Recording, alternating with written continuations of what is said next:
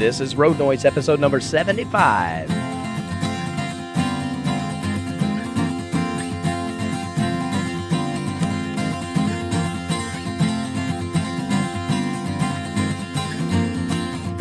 Welcome to another episode of Road Noise, Life 1 Mile at a Time. I'm your host, Michael Blackston, and you're sitting alongside me in the passenger seat as we learn to live life 1 mile at a time.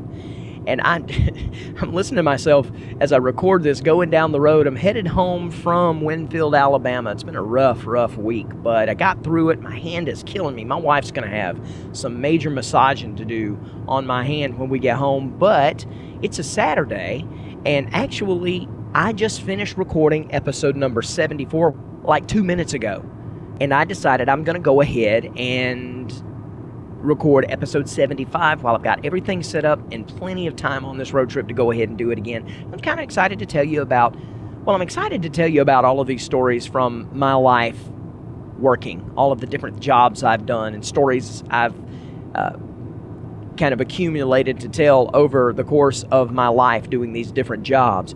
But I noticed when I did the intro to this episode, I sounded like one of those fake DJs. I used to be one. I used to work for WESC, and when I would come on, I would kind of do that whole DJ kind of sound. Now I'm trying to at least I'll always have some semblance of an announcer kind of quality to my voice when I open a microphone, and especially I'm noticing even more so now that I wear headphones when I do this to try to have a little bit better sound quality, and I can keep an eye on or an ear on what my sound quality is through these headphones. But when I hear myself back into my ears from headphones, I automatically go into that DJ mode, and I noticed I did that. Normally I'd say, hey, this is episode number 75 of Road Noise, Life 1 Mile at a Time. But this one sounded more like, this is episode 75 of Road Noise, Life 1 Mile at a Time, buddy. That's just not nowhere nearly that extreme. Go back and listen, you'll hear, but it's what it feels like to me. And my wife hates it when I do that really extreme radio, buddy. It's a joke. I never sounded like that, but my wife hates it when I do that. When I did do radio, it was more like it really wasn't me doing a radio voice as much as it was, it was me being generic, trying to hide my Southern accent.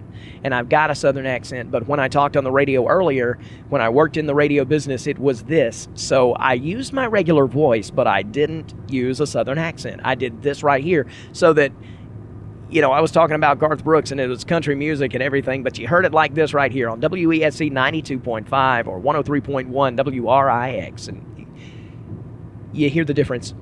I'm not trying to hide my Southern accent now. This is my voice. I've always used my voice. I haven't tried to deepen it or anything, but when you go generic like that, it really has that sound of that radio guy.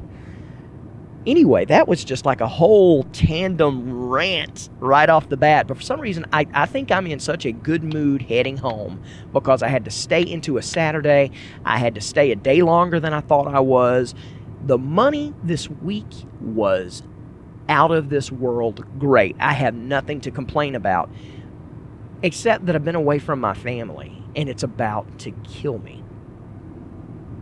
The first experience I had with this, traveling, being away from my family, was right at the end of my high school career. I was about to turn 18. I was 17 years old. I had already quit BILO. So BILO didn't last very long for me, not even a year, I don't think.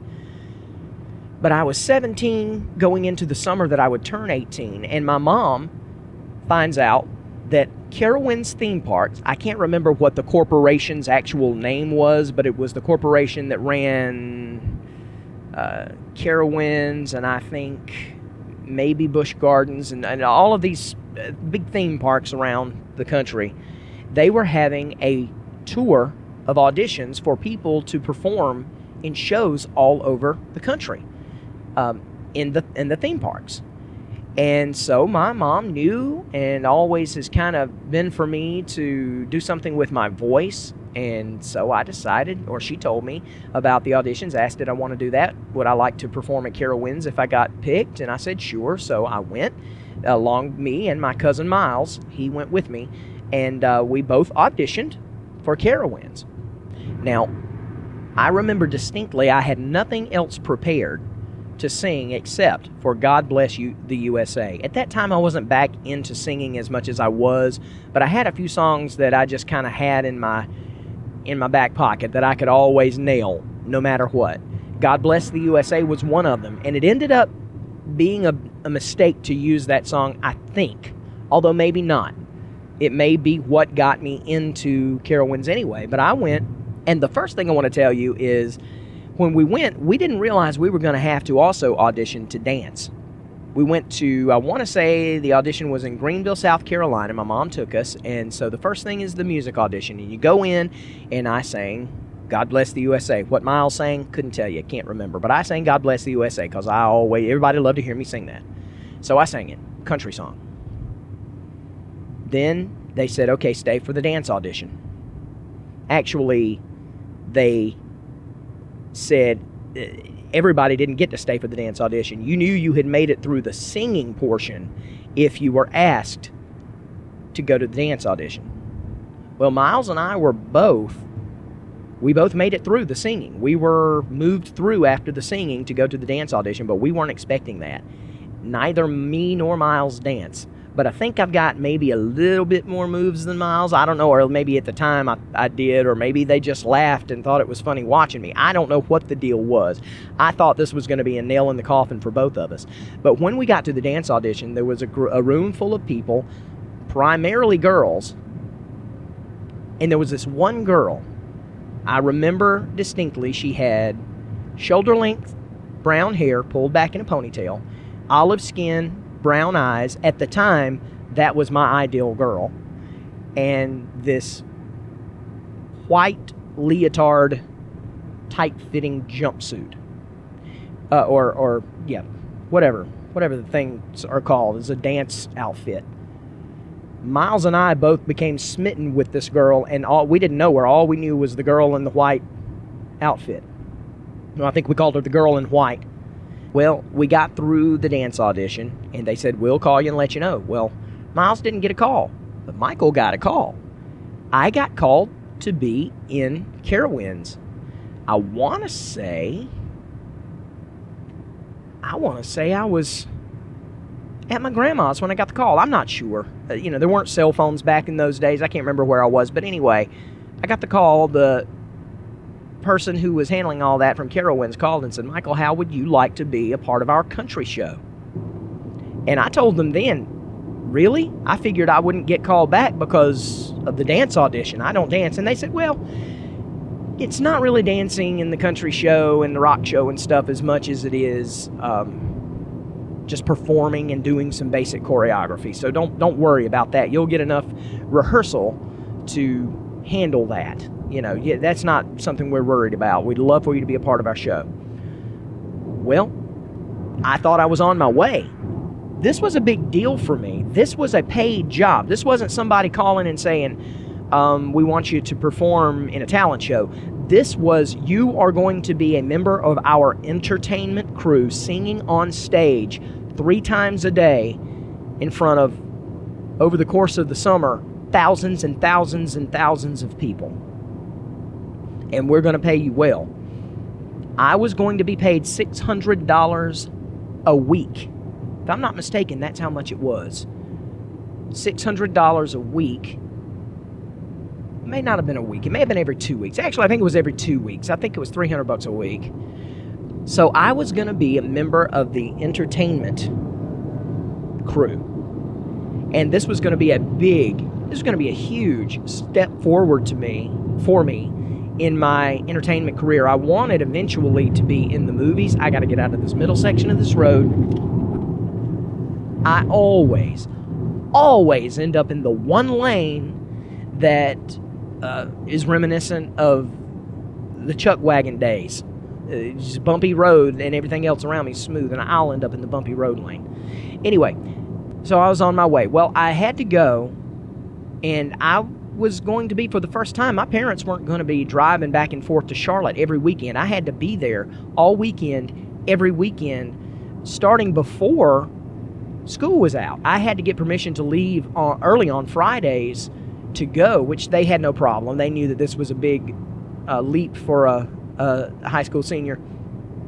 And they had no problem letting me do that, but I would have to leave at like noon from Elberton and drive to Charlotte, and I would be there till Sunday night, and I would get back home late Sunday night. That would mean me staying in hotels and all this other stuff by myself for the first time, being away from my family for the first time in my life. And it was exciting. I was in Charlotte. Of course, I didn't have time to go do a whole bunch of junk in the evenings. We rehearsed from, morning, noon, and night. And I did this for 2 weeks in the rehearsal process. The first couple of weeks was getting to know everything, getting to know the people of the park, the management, getting everything squared away, going and looking at apartments, doing a whole bunch of stuff and getting paperwork underway, and being in orientation. That's what I was looking for, orientations and stuff like that. I had about 2 weeks of rehearsal, and I want to say it was about a month altogether that I was going back and forth. So, one thing to note is at the time, I had made a valiant effort to grow out my hair. And I was very proud of my hair. It was down well below my shoulders. I had been the lead singer in a rock band, and we all grew our hair out and all this stuff. And I was proud of my hair. At the time, I thought that I looked good. Now I look back at those pictures and think I must have been smoking some sort of wacky weed that I didn't know I was smoking. I was getting up in the middle of the night and lighting something up because I must have been high during all of my waking hours to have thought that hairstyle looked good. Regardless of that, I had it, and they told me from the start that I was going to have to cut it, and but that it wouldn't have to be right away, but I would have to do it soon. So, jump forward to the first night that I'm there. I get to Charlotte. I get in line. You have your packet of information with your passes and all the information that tells them that you are somebody they're expecting for whatever that you've agreed to do there. And there is a huge line out to the parking lot. It's night. It's just a huge line of humanity. Everybody waiting to get in to be signed up for this upcoming season for Carowinds. And I stood in line and just kind of kept myself to myself because that was kind of the person I was. I didn't talk to anybody. And all of a sudden, there's this guy with a clipboard coming down through the line. And he would ask everybody, "What are you here for? What are you here for? What are you here for?" And he'd make a check on his book. And I saw somebody up ahead that he stopped with, and he said, "What are you here for?" And they said, "I'm in one of the shows," whatever it was. And he said, "Entertainment, front of the line." I thought, wow, I wonder if I'll get that treatment. I am going to be entertainment. He gets to me and he said, "What are you here for?" I said, "I'm in the country show." He said, "Entertainment, front of the line." And it's funny, I can still remember the looks on some of those people's faces. Like, "You mean we've got to wait out here and you're getting taken to the front of the line?" It was that way the entire time. If you were entertainment, you were almost royalty. At least that's the way it felt like to me. Everybody else was an employee. You were a celebrity. That's kind of the way they treated you. In everything. We got to go to the front of the line for everything. So I get to the first rehearsal where we're going to meet our castmates and get our music and start learning. And I walk in, and lo and behold, there is the girl in white.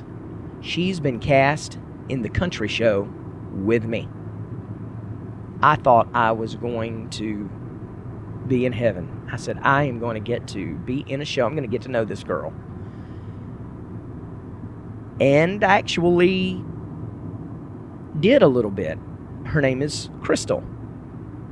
I don't know what her last name is now. I'm pretty sure she probably got snagged up fairly quickly. I'm not going to tell you what her last name was at that time, what her maiden name is. All I can tell you is I found out she was the heir to a hotel chain.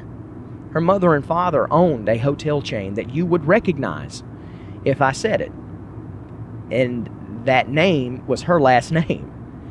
Such and such hotels. Okay, I'll tell you. It was a Crystal Econo Lodge. I'm just kidding. No, I couldn't help myself. I'm sorry. No, it was Crystal, but I'm not going to tell you what her last name is. Anyway, but she and I did start talking.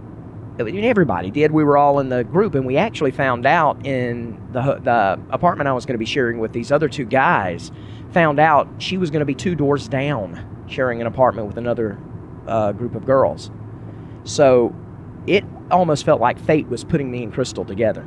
So not only is my career about to take off, I feel like, but I may be about to be in a love entanglement with the love of my life. I fall in love easily, and thank God when I fell in love with my wife, she didn't go somewhere else like a lot of these other people did, because I fell in love with my wife, and it was head over heels, and we've been in love and married for over 20 years now. But there were a lot of close calls.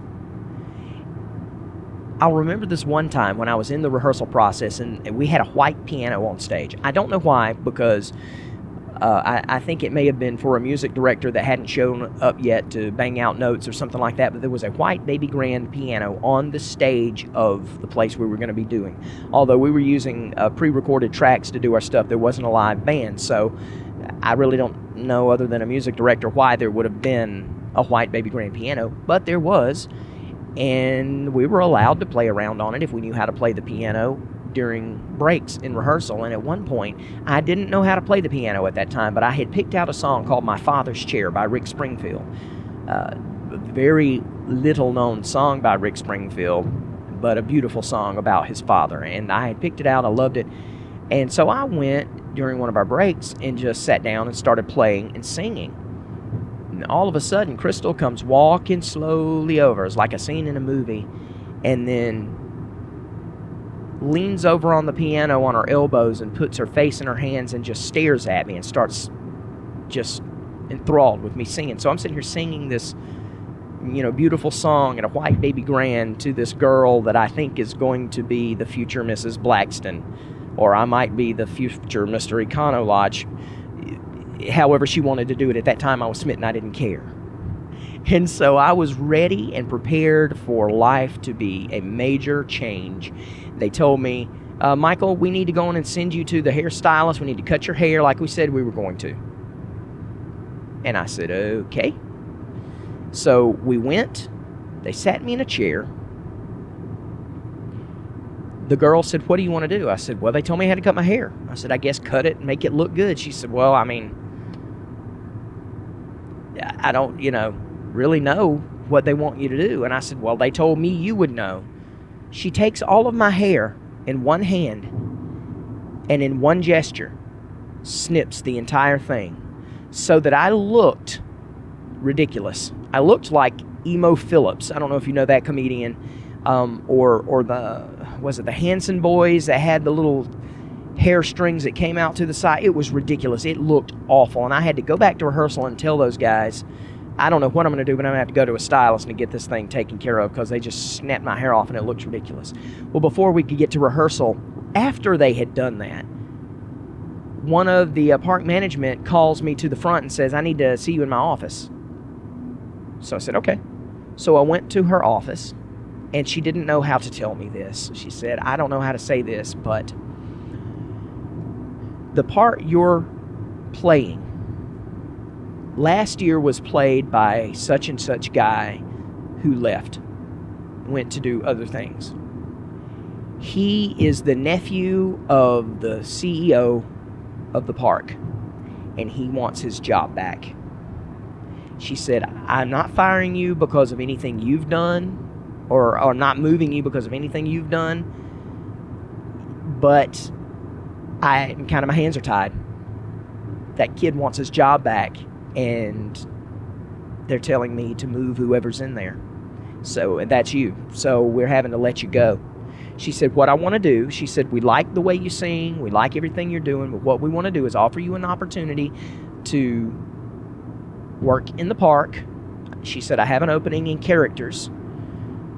That's the people that walk around in the suits in A Million Degrees. She said, if you're willing, I'll have you work in that this summer, this season for the park, and then we will recast you and put you in the rock show next year. because we know there's going to be a place next year in the rock show, and we'll go on and put you there. And I'll promise you that if you will go ahead and agree to be a character this season. So I was bummed, but at least I thought, I didn't want to be in the country show in the first place. I sang God Bless the USA, and I have a feeling that's why they put me there, but I wanted to be in the rock show. So I said, you know what, okay. I knew it was going to be a pay cut. I was going to have to do something different because I wasn't going to be making as much as I would have been as an entertainer, but that's okay. I said, I can wait it out. So she takes care of all of that, walks me into the character hall, where it's kind of the common room where the people who are doing characters, it's air conditioned, they kind of sit, have something to drink while they're resting. You only put on a character costume 15 minutes at a time, and you had two people. You had one in the costume, and then you had a guide, somebody that kind of held your hand and walked you around so that you didn't bump into things, because it's hard to see in those. She said, I'm going to let you walk around with somebody for the first time, and then the second time I'm going to put you in a suit and let you see how you do. So I went around, and I was a guide, and kind of walked around with another guide showing me the ropes and what to do on some character. And then she put me in the Jabberjaw outfit. Jabberjaw is the Hanna-Barbera purple shark. The Carowinds were sponsored by, they were Hanna-Barbera affiliated. So all of the characters were, Scooby-Doo and all of that type of stuff. So I got Jabberjaw. I put on that thing, and it was hot as fire. It was miserable. For 15 minutes, I sweat. I poured sweat. I couldn't hardly breathe in that thing. I was miserable. I started getting dizzy. I got punched in the stomach by a kid. I walked back in there, took that thing off, wringing with sweat, and I said, I am not doing this all summer long. This isn't what I signed up for. They've ruined my hair. And they couldn't wait to tell me, they couldn't wait to do that until after they had let me go from the show. If they'd let me go from the show, I would have just said, no, don't cut my hair, I'll go home. Leave my hair the way it is. No, they had to cut my hair and then told me that things were going to change. So, needless to say, I quit. And I told them that I wasn't interested anymore. And I went home in tears. I drove home. I probably cried that entire way. I thought my career was over. I mean, I had no clue about etching, what I do now, any of that stuff. I just wanted to be a singer/actor in Hollywood. And my first opportunity, I had gotten a kick in the gut, and not by the kid when I was in Jabberjaw. I mean, this was just mentally very awful for me. And that was my Carowinds. That's it. That's all that happened. The only concession the lady told me, she said, if you ever want in, you and your family ever want to get into Carowinds, she felt so bad, the lady who had to tell me all of this. She wasn't a fan of what she had to do, but she was just doing what her bosses were making her do. And so she said, you ever want in, you contact me, and I'll see to it we let you in at the back gate. You won't have to pay for a thing. And I did take her up on that once, but after that we lost. We never talked again, and I don't even know. She probably doesn't even work for Carowinds anymore. And that's my Carowinds story. Next week, I'm going to talk. What am I going to talk about next week? Have I done the show notes on that? Have I? No, I haven't done the show notes for next week, so I'm not sure what Wait a minute. Yes, I have. Showtime International and Terminix. I didn't go straight there from Carowinds. Actually, from Carowinds, I went to radio and television broadcasting school, and I ended up working at the radio stations. But I've already done an episode of Road Noise called Radio Days, where I told stories about my radio career. And so I really didn't want to go back into that. So we're going to jump that. Maybe later, if I come up with some stories I haven't told from radio, I'll get into that. But Radio Days kind of covers that. So I'm going to jump the radio stuff and go straight into when I quit doing radio at WRIX to join the next phase of what I hoped might be a stepping stone to my entertainment career. It was called Showtime International, And because of Showtime, I ended up doing some pest control work for a very short time. And I'm going to tell you all about those stories. Got some interesting stuff with that as well coming up in episode number 76. So let's quickly hit on the question to ponder, the question I asked you last week. If you could go anywhere, time and money wasn't an issue, you could just go any one place in the world, where would it be? Initially, I told you last episode that I wanted to think on it a little bit, and actually it has run across my mind while I was doing this episode, just shortly after I recorded that episode, that it did change. I had said, if you know that I'm a Christian, you might say the Holy Land might be where I want to go, but that's not the case. I don't necessarily need to go to the Holy Land. I feel like I will have enough of that in my eternity, that a place that I believe would be, at first I thought where I would want to go would scratch my artistic itch. I thought I would like to either go to Greece or Rome, and probably Rome, because I would want to see all of those great sculptures by Michelangelo and the Sistine Chapel and all of that stuff. That's where I initially thought. But then I started thinking, you know what? No. I am totally devoted to my wife. And I know that my wife's one place she would like to go is also somewhere I would love to go. So if I only had one shot at going one place and it was my choice, I would take my wife. Before I say that, let me tease it a little bit, because I need to drink some Coke here because my mouth is starting to make some kind of smacky noises. I can hear it in my headphones and it'll drive me crazy. I know it'll drive you crazy. Okay, enough time teasing it. If I were to go one place, it would be Scotland. My wife wants to go to Scotland. That's her homeland. She's been able to trace her family heritage all the way back to Patrick Landreth in 1500s Scotland. Coldstream, Scotland, to be exact. And so she's always saying how she wants to go to Scotland. She wants to visit Coldstream, her homeland, and then she wants to visit all of those beautiful, wonderful places, the castles and all of the just wonderful places in Scotland. And so while I would love to go to Rome, and one day if the money is such, I will, if I had my choice and someone came and said, I'm going to wave this magic wand and send you and your wife on a dream vacation anywhere in the world, money's no object, where are you going to take your bride? It would be Scotland. So I'm wondering where that would be for you. And if you want to let me know, you can call me on the voicemail line or get back in touch with me on the feedback line. I'll tell you how to do that in just a minute. But this week's question to ponder: if you knew you were going to die tomorrow, what would you do today? I think I'm pretty solid on where I'd be with that, and I will give you that information in next episode, and I don't think that's going to change, although I'm not going to say that for sure, because it's quite possible it would change. But this is so important to me that I think there's no way I'll change it. So I know what I'm thinking, but what are you thinking? If you knew you were going to die tomorrow, what would you do today? Kind of heavy question to ponder, and I want to find out what you're thinking. Get back in touch with me on this stuff. It helps me out so much when I have somebody like you, or was it Lynn? I think it was Lynn from the UK that actually answered one of these and got back in touch with. Excuse me. That was kind of a silent hiccup thing. Anyway, Lynn from the UK got in touch with me and told me her answer to a question to ponder. And it was so exciting to see someone that was listening to the show that I had no clue about, that likes the show and is interested in the stuff we talk about here. So please get in touch with me, and I'm going to tell you how you can do that in just a minute after I do the Stuff to Do review. And to this week's STD review. What? What is this STD review? Why are you talking about STDs? It's the Stuff to Do review. Don't worry about it. Subway sandwich shops. This is a positive review because I had a very negative experience in a Subway several weeks ago in Athens, Georgia. I walked in at lunchtime. I knew what I wanted. The line was out the door. I realized they were having a tough time.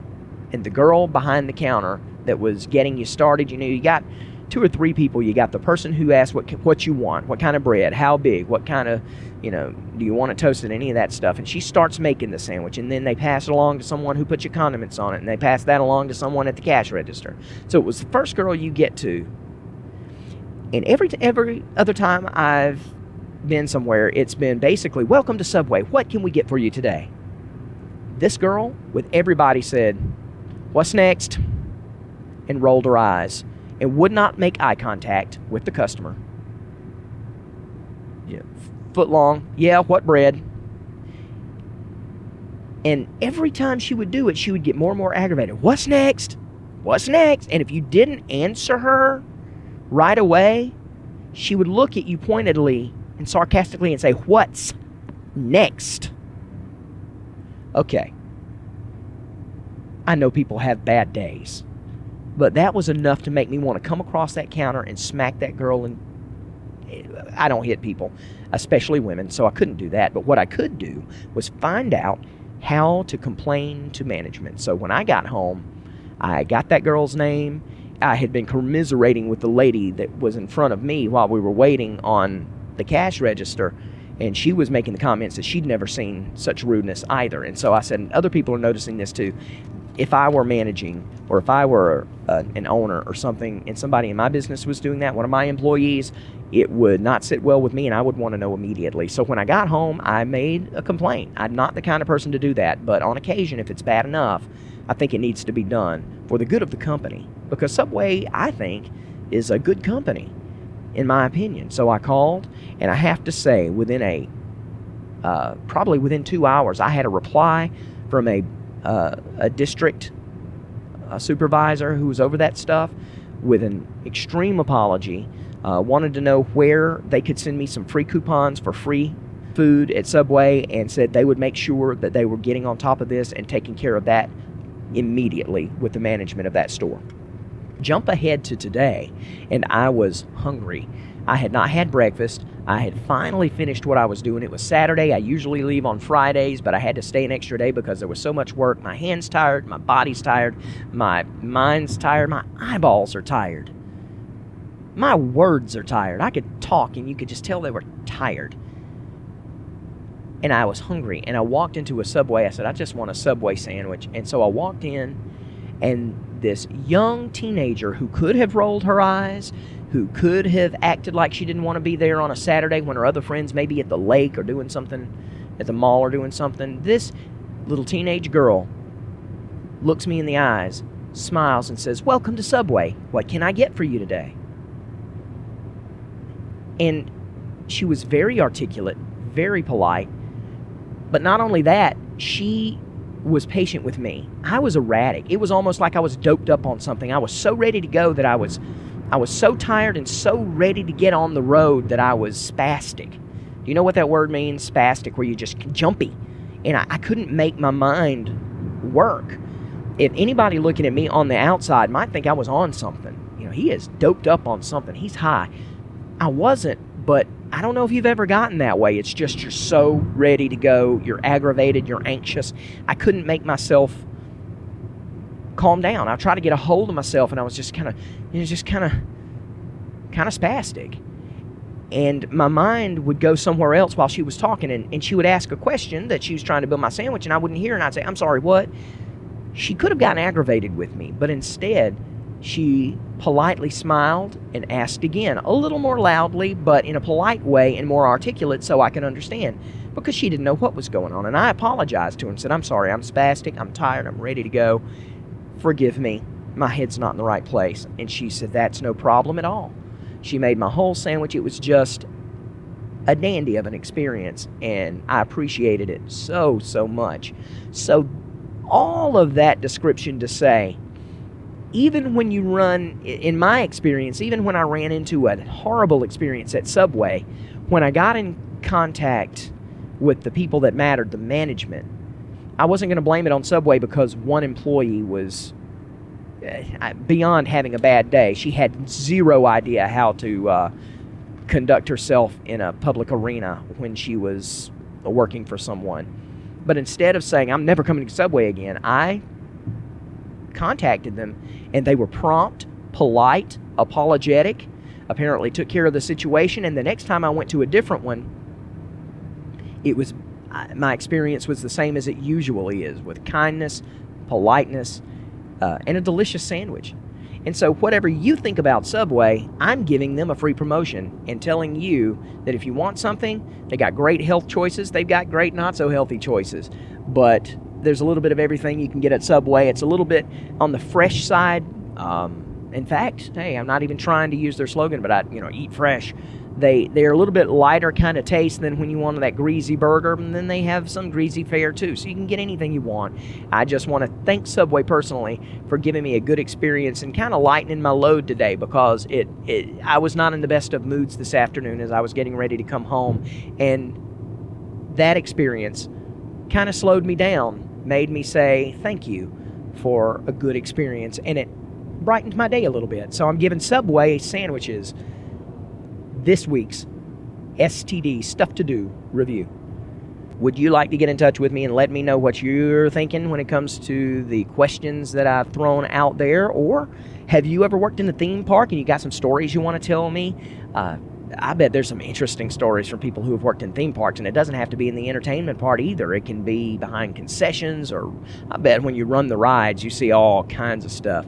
I'd love to hear from you, and you can get in touch with me via the feedback email at feedback@michaelblackston.com. That's feedback@michaelblackston.com. Or you can call the voicemail line at 706-408-7456. That's 706-408-7456.